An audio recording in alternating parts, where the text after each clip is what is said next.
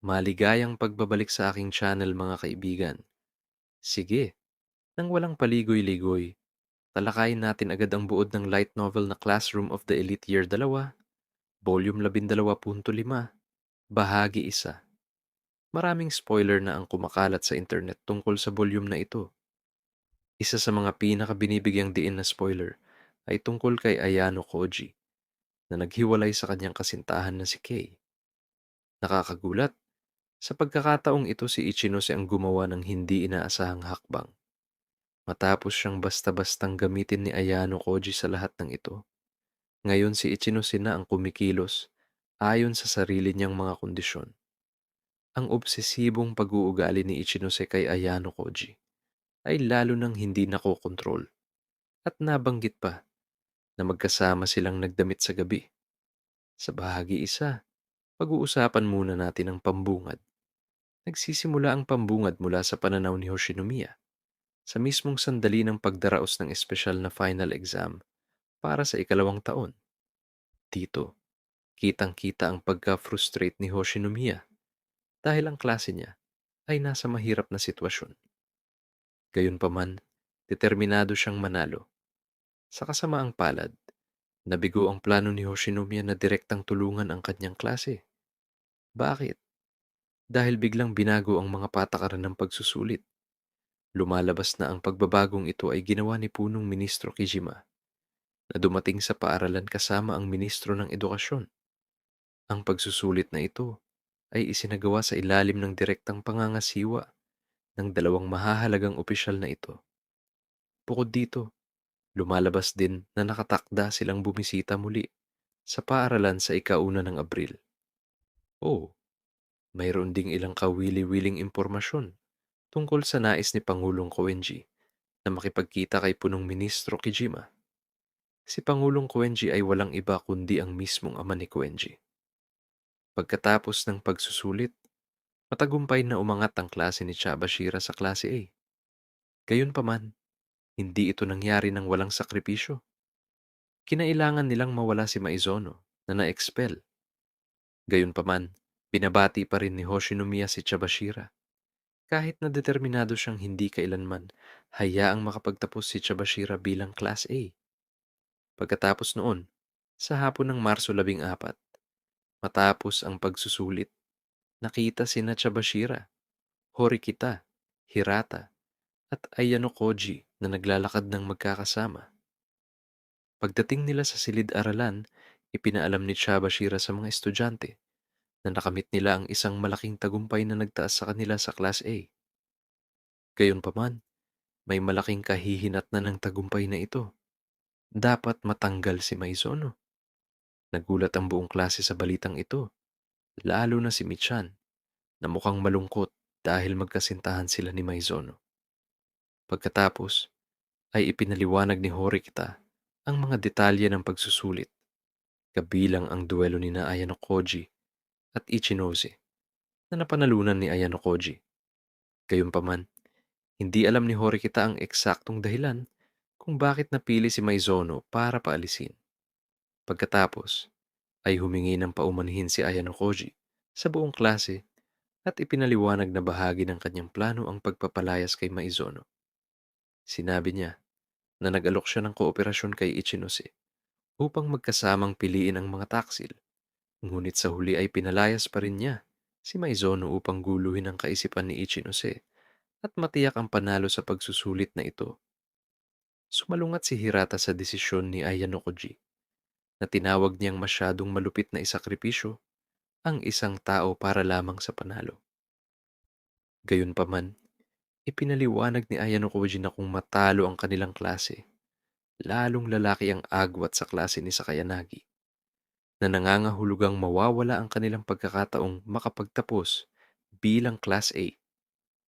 Dahil isang taon na lamang ang natitira, naramdaman ni Ayano Koji na kailangan niyang gumawa ng may hirap na desisyon para sa ikabubuti ng klase.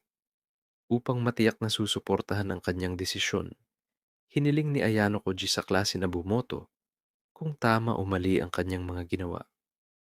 Gayunpaman, kahit walang formal na botohan, Tila sumang-ayon ang nakararami sa mga estudyante sa kanyang desisyon. Bagaman, nanatiling nakahilakbot ang katahimikan. Nagpatuloy si Hirata sa pagtutol. Iginiit na ang desisyon ay ginawa ng mag-isa nang hindi pinag-usapan sa klase. Nagpatuloy ang debate hanggang lumitaw ang tanong, bakit si Maizono ang napili para paalisin? Pagkatapos ay ipinaliwanag ni Ayano Koji ang kanyang mga dahilan. Sa pagsusulit, ang estratehiya ng kanilang klase ay itinalaga si Ayano Koji bilang general.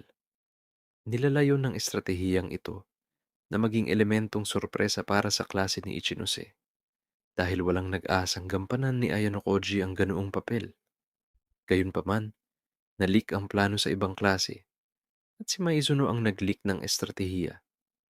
Binigyang diin ni Ayano Koji na kung hindi nalik ang impormasyon, ang elementong sorpresa ang magiging susi sa kanilang tagumpay nang hindi na kinakailangang paalisin ng sino man.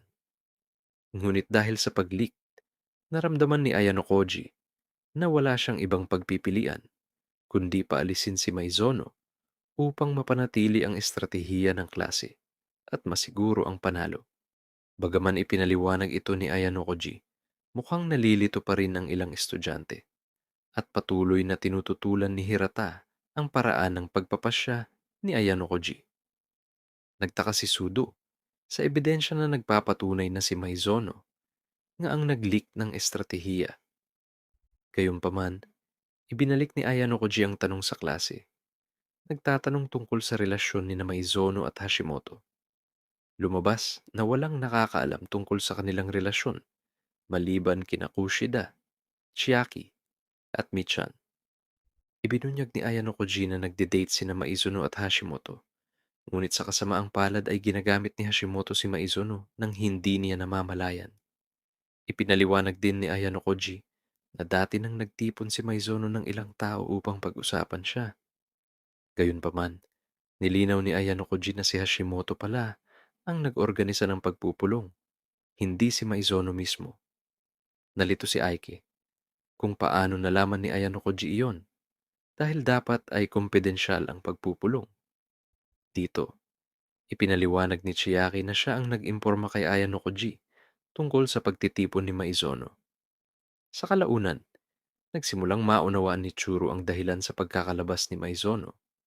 Ngunit naniniwala pa rin siya na dapat ay nakabuo si Ayano Koji ng estratehiya na hindi nangangailangan ng pagsasakripisyo ng isang tao. Sa panahon ng talakayan, nagpahayag ng kanyang pag-aalala si Azuma, isang estudyante. Itinuro niya na lahat ng mga na-expel, mula kay Yamauchi, kay Sakura hanggang kay Maizono, ay palaging may kaugnayan kay Ayano Koji. Naramdaman ni Azuma na hindi ito maaaring maging pagkakataon at natakot siyang baka sila ang susunod na mapalayas. Ipinandipagan ni Kushida si Ayano Koji. Pinaalalahanan niya ang klase na sa kaso ni Sakura. Siya naman talaga ang nararapat na mapalayas. Gayunpaman, noong panahong iyon, si Sakura ang pinili ng klase. Kaya, ayon sa kanya, hindi naman lubos na kasalanan ni Ayano Koji. Tungkol naman sa mga kaso ni Yamauchi at Maizono, pareho silang pinalayas dahil ipinagkanulo nila ang klase, kaya't makatarungan ang mga desisyon. Iginiit ni Kushida na ang mga ginawa ni Ayano Koji ay naglalayong mabawasan ang mga pagkalugi para sa klase. Habang nagpapatuloy ang pagtatalo, biglang nagpasya si Koenji na umalis, na agad namang nagdulot ng protesta mula sa kanyang mga kaklase. Gayunpaman, gaya ng dati, hindi naapektuhan si Koenji. Hiniling ni Sudo kay Koenji na manatili sa upuan sa silid-aralan, ngunit hindi naapektuhan ng pagwawasto ang desisyon ni Koenji. Kalmado niyang sinabi na teknikal na natapos na ni Gorochaba Shira ang kanyang paliwanag bago sumulong si Horikita upang magsalita sa klase. Kaya naman, pakiramdam ni Koenji ay wala siyang obligasyong manatili sa silid. Sa pananaw niya, hindi mahalaga ang pinag-uusapan ni na Horikita at ng ibang mga estudyante.